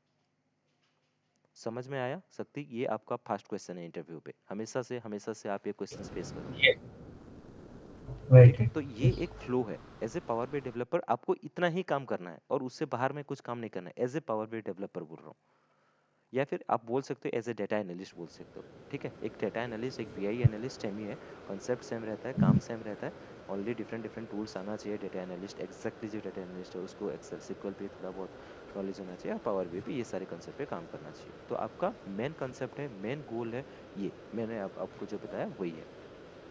ये दोनों के लिए, अंकिता के लिए भी है, जब वो आएंगी यहाँ पे सॉफ्टवेयर कंपनी पे और काम जब करेंगे यही इतना ही काम करना है। और शक्ति को भी, आपको भी ये सारे काम आपको आना चाहिए। ठीक है। Yes, yes. ओके, तो ये हो गया ओवरऑल कंसेप्ट। और एक्चुअल में एक पावर बीआई डेवलपर क्या काम करता है, क्या काम करता है ये मैंने आपको बता दिया। अभी बताऊंगा कैसे काम करता है। ठीक है, तो कैसे का, तो अभी हाँ ठीक है, तो कोई बात नहीं, अभी ओनली इंपोर्ट का मैं बता देता हूँ, उसके बाद सकते आप चले जाना, ठीक है ना। तो हम डेटा को कैसे इंपोर्ट करते हैं, सबसे पहले आपको, कोई नहीं, हम 10 बजे तक रुक सकते हैं, इफ यू हैव हाँ टाइम हाँ ना, ठीक है तो वी ठीक कैन है ओके। स्टे। तो यहाँ पे आप जैसे कि देख रहे हो अंकिता, यहाँ पे मेरा डेटा है राइट। ये एक्सेल फाइल का नाम क्या है, फ्लिपकार्ट डेटा। फ्लिपकार्ट डेटा मेरा एक्सेल फाइल का नाम है। और इस फ्लिपकार्ट डेटा के अंदर मेरे पास यहाँ पे आप देख रहे हो 3 डिफरेंट पेजेस है राइट। 3 डिफरेंट पेजेस, एक्सेल पे इसको बोला जाता है पेज। 3 डिफरेंट पेजेस है। तो मैं अभी क्या करूँगा, ये सपोज मुझे मेरा जो क्लाइंट है वो ये डेटा मुझे प्रोवाइड कर दिया। अभी इस डेटा को लेके मैं क्या करूँगा, डेटा को एनालिसिस करूँगा। तो डेटा को एनालिसिस करने से पहले मुझे क्या करना पड़ेगा, ऑब्वियसली ये तीनों टेबल को मुझे क्या करना पड़ेगा, पावर बाई डेस्कटॉप लेवल पे लाना पड़ेगा। तभी जाके मैं उस डेटा को क्लीन कर पाऊंगा। क्लीनिंग काम करने के बाद उसके ऊपर एनालिसिस कर पाऊंगा, राइट। तो हमेशा से, और एक चीज याद रखना सकती, ये जो क्लीनिंग काम मैं बोल रहा हूँ ना, ये मैं पावर बी डेस्कटॉप लेवल पे मैं बोल रहा हूँ हमेशा से कि पावर क्वेरी एडिटर पे करूंगा, पावर क्वेरी एडिटर पे करूंगा, पावर बी डेस्कटॉप लेवल में जाके, है कि नहीं। लेकिन पावर बीआई पे अगर ये क्लीनिंग काम करेंगे तो क्या होता है ना, कभी कभी हम लोग का जो रिपोर्ट होता है उसका जो प्रोसेसिंग वो स्लो हो जाता है। सपोज यहाँ पे बहुत ज़्यादा डेटा है, ओके, तो वो मैं पावर क्वेरी एडिटर में लेके उसमें जाके मैं क्लीन करना नहीं चाहता हूँ। मैं चाहता हूँ कि ये डेटा को मैं सोर्स लेवल पे ही क्लीन कर दूँ। सोर्स लेवल पे कैसे क्लीन करते हो आपको अच्छे से पता है। सोर्स लेवल पे सपोज मुझे किसी ने ये एक्सेल पे डेटा दिया है, ठीक है, तो मैं एक्सेल लेवल पे सपोज ये मेरा ये डेटा नहीं चाहिए, तो इसको मैं डायरेक्टली राइट क्लिक करके रिमूव कर दूंगा। ये भी एक क्लीनिंग का प्रोसेस है, राइट। ये मुझे नहीं चाहिए, मैं इसको डिलीट कर दूंगा, ठीक है। तो इस तरह से मैं सोर्स लेवल पे क्लीन कर सकता हूँ। या फिर आप जैसे आपके पास अल्ट्रिक्स होता है, राइट, अल्ट्रिक्स में ये सारे डाटा को लेके जाऊंगा। अल्ट्रिक्स के थ्रू से आप ये डाटा को लेने के बाद आप, मैंने यहाँ पे जैसे रिमूव किया, यहाँ पे ना करके मैं आप अल्ट्रिक्स लेवल पे ये कॉलम को रिमूव कर सकते हो। ऐसे होता है ना, करते हो ना, ये क्लीनिंग काम आप अल्ट्रिक्स राइट, पे भी राइट। करते हो। यहाँ पे कॉलम सेलेक्ट कर सकते हैं, डीसेलेक्ट कर करेक्ट। सकते हैं, तो राइट। जिसकी कॉलम रिक्वायरमेंट है उसको रख हाँ सकते हैं, जो नहीं है करेक्ट। उसको और रिमूव कर जो भी सकते डेटा चाहिए वो डेटा चाहिए वो रखेंगे, नहीं चाहिए नहीं चाहिए रिमूव कर देंगे। वो सारी चीज़ें आप अल्ट्रिक्स में भी कर सकते हो। ठीक है, तो अल्ट्रिक्स को क्या बोला जाता है, ईटीएल टूल के हिसाब से माना जाता है, करेक्ट। ये मुझे, मैं श्योर नहीं हूँ, बट ईटीएल टूल है एक अल्ट्रिक्स, जितना पता है। मैं राइट हूँ? हैं। ओके। राइट, तो राइट, ईटीएल टूल जैसे मैं बोल रहा हूँ, ईटीएल मतलब extract, transform and load, right. यानी कि कोई भी सोर्स लेवल से डेटा को लाओगे, उसके बाद जो क्लीनिंग काम वहां पे भी कर सकते हो, और उसको आप डायरेक्टली लोड कर सकते हो पावर बाई डेस्कटॉप लेवल पे भी, है कि नहीं। तो ये सारी चीजें आप डिफरेंट डिफरेंट ईटीएल टूल्स के थ्रू से भी कर सकते हो। पावर बाई डेस्कटॉप में पावर क्वेरी थ्रू से भी कर सकते हो। या फिर सोर्स लेवल पे, जैसे मैं बोल रहा हूँ यहाँ पे एक्सेल है, सपोज मेरा डेटा सिक्वल पे है, तो मैं डेटाबेस लोगों को बोल दूंगा कि डेटा आप क्लीन करके दो, ठीक है। तो वो सारी चीज़ें सोर्स लेवल पे भी कर सकते हैं, उसमें कोई दिक्कत नहीं है। ओके। तो मैं अभी ओके। अभी सपोज इतना सारे क्लीनिंग प्रोसेस होने के बाद, या फिर जो भी ऑन क्लीन डाटा मुझे ये क्लाइंट ने दे दिया कि ये आपका डाटा है, ये इसको आपको एनालिसिस करना है, तो मैं उसके लिए आपको क्या करूँगा, तो उसके लिए क्या करना पड़ेगा, सबसे पहले ये डाटा को क्लोज करना पड़ेगा। ठीक है, मैं इसको डॉट सेव कर देता हूँ। और वो जो डाटा है वो कहाँ पे है मेरा, यहाँ पे ऑलरेडी आपको दिखा दिया, यहाँ पे मेरा पावर बी क्लास के अंदर यहाँ पे एक फ्लिपकार्ट डेटा है, तो इसको मुझे इंपोर्ट करना है। तो इंपोर्ट करने के लिए हम आपको पता है, यहाँ पे हम लोग का पावर बी डेस्कटॉप लेवल पे उस डेटा को लाने के लिए यहाँ पे होम टैब पे, यहाँ यहाँ पे सबसे पहले हम कहाँ पे हैं, रिपोर्ट व्यू के अंदर एक होम टैब है। होम टैब के अंदर यहाँ पे एक गेट डाटा का नाम का एक ऑप्शन है। ओके, तो गेट डाटा में जैसे यहाँ पे ड्रॉप डाउन पे क्लिक करेंगे, यहाँ पे बहुत सारे सोर्स का नाम रहेगा। ठीक है, तो मेरा जो सोर्स है वो कौन सा है, जो फाइल था वो कौन से फॉर्मेट पे है, एक्सेल फॉर्मेट पे है। आपको ये दिखा दिया मैंने कि ये मेरा जो डेटा है, यहाँ पे जो डेटा है उसका जो एक्सटेंशन क्या है, एक्सेल है, ये एक्सेल एसएक्स है। तो मैं क्या करूँगा, यहाँ पे पावर बी डेस्कटॉप लेवल पे जाके गेट डाटा में जाके यहाँ पे एक्सेल वर्कबुक को सिलेक्ट करूंगा। अगर वो मेरा सिक्वल टाइप का डेटा होता तो सिक्वल सर्वर पे क्लिक करता, अगर वो सीएसवी टाइप का डेटा होता तो सीएसवी पे क्लिक करता, अगर मेरा फाइल एक्सेल फाइल पे है तो मैं एक्सेल पे क्लिक करूंगा। ठीक है, तो मेरे पास दो तीन ऑप्शंस होता है जहां से मैं डेटा को इंपोर्ट कर सकता हूँ। सबसे पहले यहाँ से गेट डेटा के थ्रू से आप इंपोर्ट कर सकते हो। दूसरा है यहाँ पे राइट साइड पे एक डेटा नाम का ऑप्शन है, राइट, ये डेटा टाइप को जैसे क्लिक करो, यहाँ पे भी एक गेट डेटा का ऑप्शन है, देख रहे हो। यहाँ पे भी गेट डेटा पे क्लिक करके आप उस डेटा को आप इंपोर्ट कर सकते हो। यहाँ पे जैसे आप क्लिक करोगे, प्रोसेसिंग हो रहा है, यहाँ पे देखो, आप देख पा रहे हो सेम चीजें मुझे मिल रहा है। यहाँ पे एक्सेल डेटा है तो एक्सेल को क्लिक करना है, सीएसबी तो सीएसबी पे, जेसन है तो जेसन, एक्सएमएल तो एक्सएमएल, पीडीएफ डेटा है तो पीडीएफ डेटा को यहाँ पे क्लिक कर सकते हो। यहाँ पे आपके पास बहुत सारी चीज़ें हैं। यहाँ पे फाइल फॉर्मेट है तो फाइल पे क्लिक करोगे तो आपको फाइल टाइप का सारा इन्फॉर्मेशन मिल जाएगा।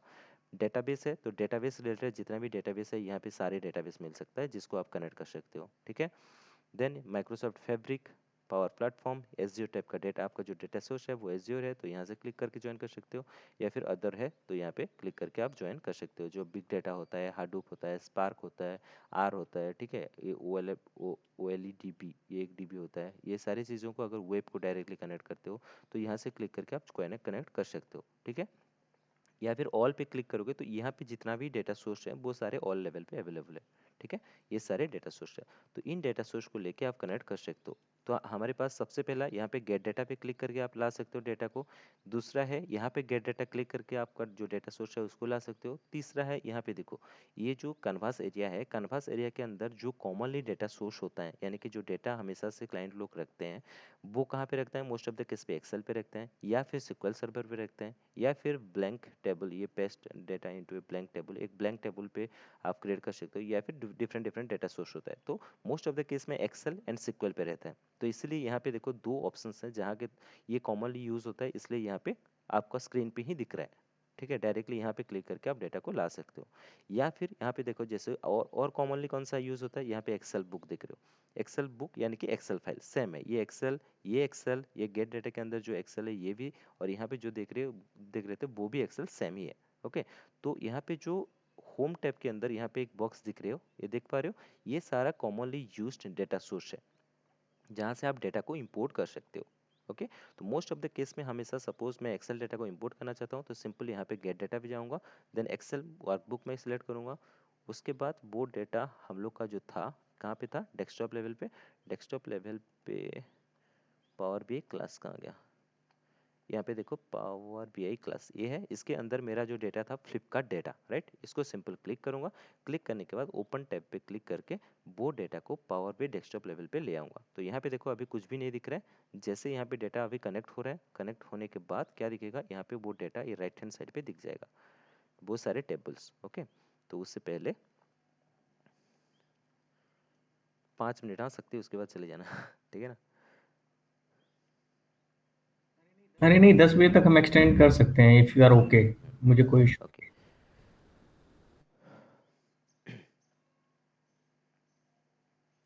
तो देखो यहाँ पे मैंने जैसे क्या किया, गेट डेटाबेस सिलेक्ट किया, उसके बाद एक्सेल सिलेक्ट किया, जिस टाइप का मेरा डेटा है उसमें सिलेक्ट करने के बाद मेरा जो सोर्स लेवल जहाँ पे मेरा डेटा था उसको मैंने क्लिक कर लिया। ओके, क्लिक करने के बाद ऑटोमेटिकली इस तरह से एक पॉपअप आएगा जहाँ पे नेविगेटर लिखा होगा। ओके, देन यहाँ पे आया नहीं तो उसके बाद बताता हूँ।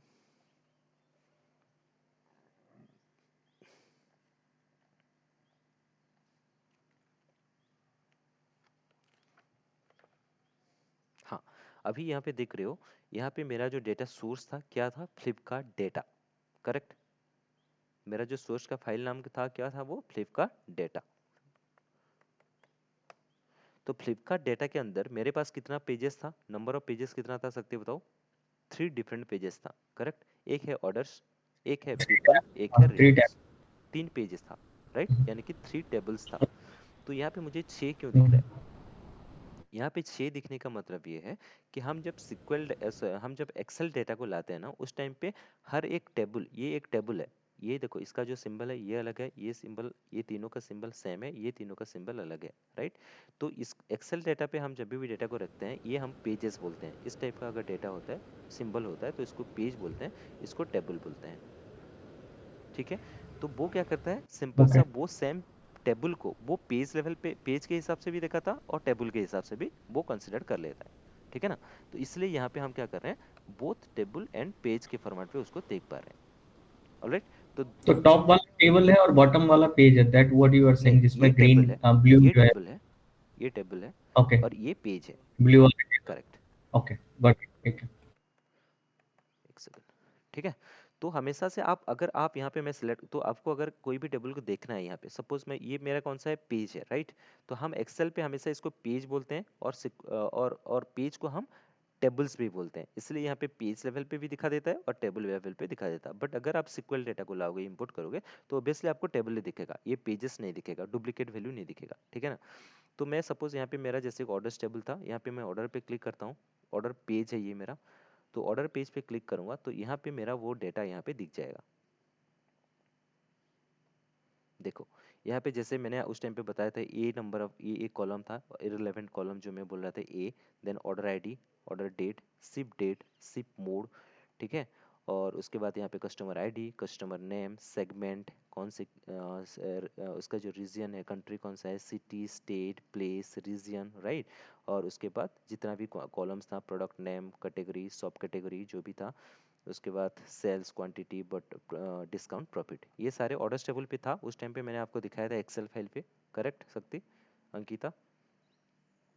तो ऑर्डर्स, ये यस ऑर्डर्स यस। पेज में था, तो ये ऑर्डर्स पेज है, ऑर्डर्स पेज में जो भी था यहाँ पे दिख रहा है। अगर सेम चीज़ें मैं अगर ऑर्डर टेबल, ऑर्डर वन पे क्लिक करता हूँ, तो ऑर्डर वन पे भी मुझे वो सेम डेटा दिखे, same, A, order ID, order date, ship mode, right, then country, reason, city, state, then product ID, category, sub category, product name, and यहाँ पे sales, quantity, discount, profit, same चीजें मुझे यहाँ पे जो ऑर्डर वन पे जो दिख रहा है, वो ऑर्डर्स पे भी दिख रहा है, राइट।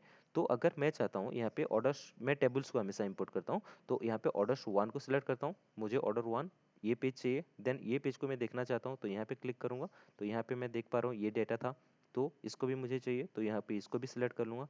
देन ये टेबल है, रिटर्न्स टेबल, इसमें भी इस तरह का कॉलम था, और इसमें भी मैं ये टेबल को भी इंपोर्ट करना चाहता हूँ, तो ये तीनों टेबल को मैं क्लिक करूंगा यहाँ पे। अगर ओनली ऐसे क्लिक करोगे ना, वो टेबल देख पाओगे। अगर यहाँ पे क्लिक करोगे, चेकबॉक्स में क्लिक करोगे, तो वो टेबल सिलेक्टेड है इंपोर्ट करने के लिए, ठीक है। तो मेरे लिए ये सब सारे नहीं चाहिए, मुझे ये तीनों चीज़ें चाहिए, ठीक है। इसलिए मैं ये तीनों पर्टिकुलर टेबल्स को मैंने क्या किया, हमेशा सिलेक्ट कर लिया, हमेशा टेबल्स को इंपोर्ट करते हैं, ठीक है। तो टेबल्स मैंने तीनों को सिलेक्ट किया, उसके बाद यहाँ पे नीचे मेरे पास 3 ऑप्शन है, देखो, एक है लोड। अगर यहाँ पे लोड पे क्लिक करूंगा, तो मैं ये एज्यूम करूंगा कि मेरे पास जितना भी डेटा है यहाँ पे, मैं ये जो तीनों टेबल को सिलेक्ट किया है, ये टेबल्स क्या है, क्लीन फॉर्मेट पे डेटा है, ओके। तो अगर क्लीन फॉर्मेट पे है, तो मैं उसको कहाँ पे लेके जाऊंगा, मैं ये एज्यूम कर रहा हूँ कि मेरा जो डेटा है वो क्लीन फॉर्मेट पे है।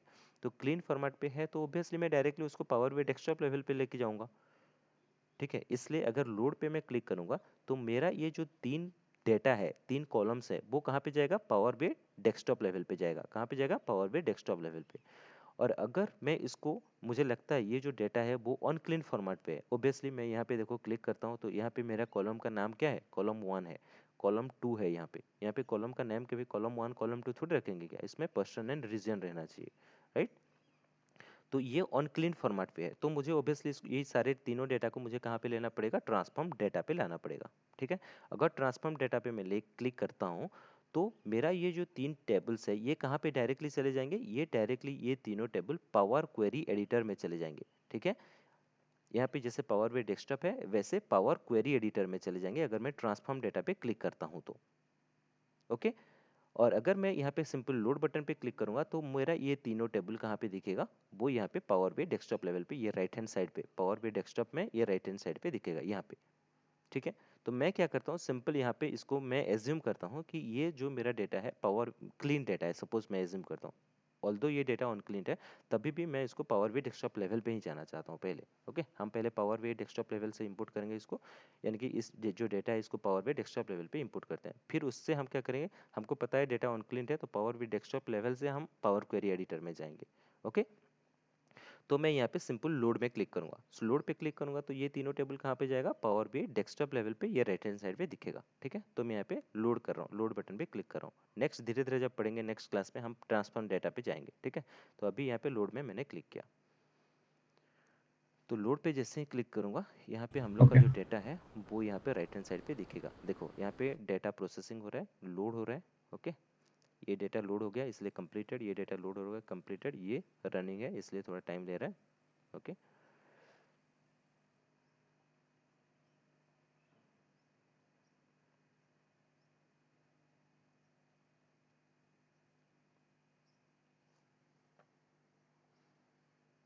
देखो अभी मेरा तीनों टेबल्स यहाँ पे लोड हो गया, लेकिन यहाँ पे राइट हैंड साइड पे नहीं दिख रहा है। थोड़ी देर वेट करो, वो प्रोसेसिंग हो रहा है, उसके बाद दिख जाएगा।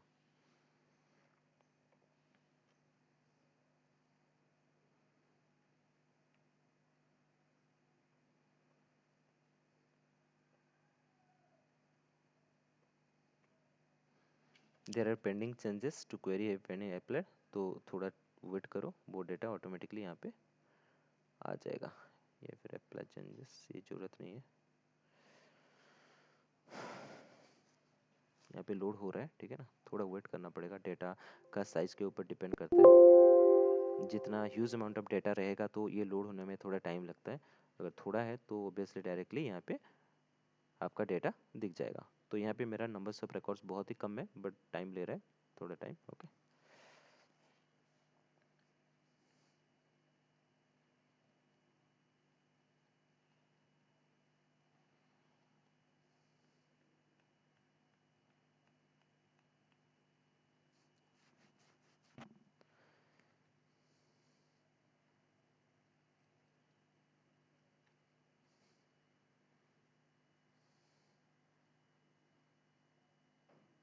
इतना टाइम नहीं लेता है, मेरा सिस्टम स्लो है इसलिए ले रहा है। ठीक है, ये एक सेकंड, एक दो 2 to 3 सेकंड के अंदर ये लोड हो जाता है।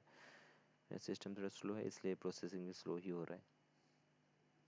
और मोस्ट ऑफ द केस पे ये जो होता है ना शक्ति, ये रैम के साइज पे ऊपर डिपेंड करता है। ओके, अगर आपका रैम का साइज 16 GB है, ऑलराइट, ये मेरा सिस्टम 8 GB है, अगर ये सिक्सटीन ओके। जी बी होता है या फिर मोर देन दैट होता है, तो वो क्या होता है ना, आपका जो प्रोसेसिंग चीज़ें होता है ना वो बहुत फास्ट करता है।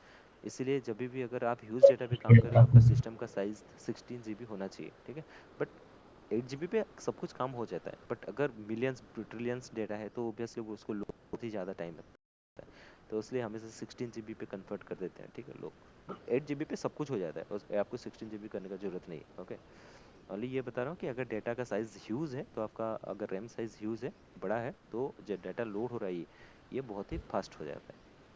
ओके, यहाँ पे तो सिंपल 10 MB या फिर 1 to 2 MB 3 MB ऐसे है, ये देख रहे हो ना।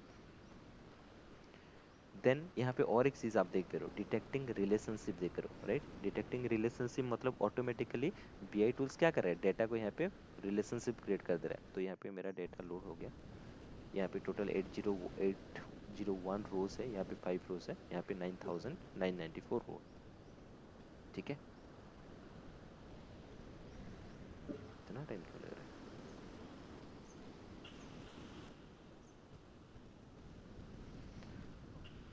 हाँ सिस्टम ये अपडेट कर चीज़ें लेना, दिख रहा है, वो भी अपडेट देख भी रहा था पेंडिंग है आपका। मैं भी देख रहा था यहाँ पे सिस्टम अपडेट का ऑप्शन है। ठीक है, आ गया। हम्म, हाँ इसकी राइट, वजह से आ भी गया, होगा यहाँ पे ना। देख रहे हो, राइट। यहाँ पे देखो अभी मेरा जो 3 टेबल मैंने इंपोर्ट किया था वो तीनों टेबल यहाँ पे डेटा सेक्शंस पे दिख रहा है, करेक्ट। यहाँ पे मेरा ऑर्डर 1 टेबल है, अगर ये टेबल का नाम है राइट। Order 1, order 2, order 3। यहाँ पे अगर एक्सपांड करूंगा तो ऑर्डर 1 के जितना सारे कॉलम्स थे यहाँ पे सारे दिख रहे हैं, देख रहे हो ना। देन ऑर्डर 2 के अंदर जितना भी टेबल्स थे, राइट। ऑर्डर 2 टेबल, इसमें जो कॉलम्स था ये अनक्लिन्ड है बट ये दिख रहा है, और उसी हिसाब से रिटर्न 3। ये टेबल है रिटर्न बोल के, इसके अंदर भी ये है ओके। और अगर ये डेटा को मैं देखना चाहता हूँ ये डेटा सही है कि नहीं, वो डेटा एग्जैक्टली आया है कि नहीं, ये यहाँ पे मैं क्या दिख रहा हूँ, ओनली टेबल का नेम और टेबल के अंदर जो कॉलम्स रहता है वो दिख रहा था। बट अगर मैं अभी टेबल्स के अंदर जो डेटा है उसको देखना चाहता हूँ, रिपोर्ट लेवल की जगह पे मैं क्या करूँगा, टेबल व्यू पे चला जाऊँगा ओके। तो जैसे ही टेबल व्यू पे जाऊँगा, ओके आ गया, हाँ टेबल व्यू पे जाऊँगा, यहाँ पे भी सेम तीनों टेबल्स मुझे यहाँ पे दिखेगा ओके। बट यहाँ पे क्यों ऐसे हो रहा है, डेटा क्यों नहीं दिख रहा है, प्रोसेसिंग स्लो की वजह से ना दिक्कत आ रहा है, कोई बात नहीं। तभी भी यहाँ पे जब ऑर्डर 1 पे क्लिक करोगे ना, ऑटोमेटिकली यहाँ पे जितना डेटा है वो सारे यहाँ पे दिख पाओगे, ठीक है। देन पीपल 2, देन पीपल 3 पे जो डेटा है उसको कॉलम के साथ दिख पाओगे। ऑलराइट, हाँ यहाँ पे आ गया, देखो ऑर्डर 1 है। अभी ऑर्डर 1 के टेबल के अंदर जो भी डेटा था एग्जैक्ट डेटा यहाँ पे आप देख सकते हो, और नंबर ऑफ रोज कितना था यहाँ पे देख रहे हो, 801 रिकॉर्ड्स, राइट। ठीक उसी हिसाब से पीपल टेबल है, पीपल टेबल में भी जो भी कॉलम्स रहेगा वो यहाँ पे आप देख सकते हो, और रिटर्न टेबल पे भी जो डेटा रहेगा वो यहाँ पे आप देख सकते हो पावर पे डेस्कटॉप लेवल पे, ठीक है। देन अगर मॉडलिंग टैब पे जाओगे तो ऑटोमेटिकली यहाँ पे रिलेशनशिप क्रिएट हो जाएगा। यहाँ पे कुछ रिलेशनशिप बना नहीं है, बट हम बना लेंगे, ठीक है ना, बाद में। तो इस तरह से अभी अभी यहाँ पे कंप्लीट करते हैं हम लोग का जो पावर पे डेस्कटॉप लेवल पे हम इस तरह से डेटा को इंपोर्ट करते हैं। इंपोर्ट करने के बाद यहाँ पे डेटा को देख सकते हैं, ठीक है। देन हम कल पढ़ेंगे कि यहाँ पे कैसे ये डेटा को, यहाँ पे जो टेबल व्यू पे क्या करना है, मॉडलिंग व्यू पे क्या करना है, देन इसको कैसे क्लीन करना है, वो सारी चीज़ें हम पावर क्वेरी एडिटर पे कल देखेंगे। तो आज का क्लास यहाँ पे कंप्लीट करते हैं। तो यहाँ पे मैंने फाइनली क्या बताया, हम डेटा को पावर बी डेस्कटॉप लेवल पे कैसे ला सकते हैं, ठीक है। ठीक है, कल उसी टाइम पे कनेक्ट करते हैं सेम, और फिर नेक्स्ट आगे प्रोसेस करते हैं, राइट। दीपन, जस्ट वन रिक्वेस्ट, एक ना मैंने देखा है आपने जो है ना एसक्यूएल के कुछ क्वेश्चंस जो है ना, सीक्वल के कुछ क्वेश्चंस इंटरव्यू को तैयार कर रखे हैं। Would you please send me that वो क्वेश्चन? क्वेश्चंस उसी पे, उसके नीचे वो जो वीडियो था उसके नीचे पीडीएफ फाइल नहीं था क्या, लिंक दिया था कि इन्होंने, मैंने याद नहीं है, बट देखता हूँ अगर होगा तो, क्योंकि वो ढूंढना पड़ेगा। नहीं नहीं, उसमें आपके डेस्कटॉप पे ही अच्छा है, मैंने भी मेरे देखा डेस्कटॉप था, पे, एक सेकंड एक 100 सेकंड। Plus sequel question. हाँ कौन सा था, दिखाओ तो। हाँ हाँ। वो ओ देखो ना ये ऊपर हाँ, सेकंड, ये टॉप से ये जो ये सेकंड है, वीडियोस है, टॉप से ये वही सेम टॉप। हाँ, वीडियो है जो मैंने अपलोड किया है, ये वीडियो है, क्वेश्चंस नहीं है। ये वीडियो मैंने उसमें डाल दिया है, हाँ अच्छा ये वीडियो क्वेश्चंस तो है नहीं है। उसमें ना, टॉप 100 एसक्यूएल इंटरव्यू क्वेश्चंस, हाँ हाँ ये ये है, वाला है। उस मिल जाएगा। ये सेम वीडियो तो उसमें है। इसका पीडीएफ फाइल मैंने नीचे पता नहीं दिया कि रखा है कि नहीं, दिखा नहीं दिया है, बट एक बार देख लेना, ठीक है।